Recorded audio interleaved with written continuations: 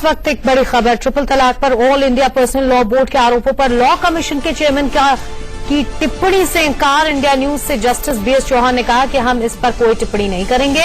Commission संविधान के तहत काम करता है, हम मेजॉरिटी के व्यू को माइनॉरिटी पर नहीं थोपेंगे। हम लोगों की राय मांगेंगे, जवाब के बाद आगे की चीजें तय होंगी, कार्रवाई का आधार तय होगा।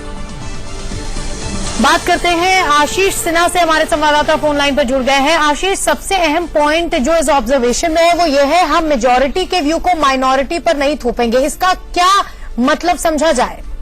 देखिए, आज मुस्लिम पर्सनल लॉ बोर्ड ने एक पीसी की थी जिसमें कहा था कि जो लॉ कमीशन है वो केंद्र सरकार के इशारे पर काम कर रहा है, जिसके बाबत हमने जस्टिस चौहान से बातचीत की और उन्होंने इंडिया न्यूज से एक्सक्लूसिव बातचीत में कहा कि all India Muslim personal law board ने जो टिप्पणी की है हम उस पर कुछ नहीं कहेंगे। इसके अलावा उन्होंने ये भी कहा कि जो 16 प्रश्न हमने जारी किए हैं अपने वेबसाइट पे वो सभी धर्मों के लिए है। हमने प्रश्नावली को पब्लिक डोमेन में रखा है ताकि स्टेक होल्डर जवाब दे सके।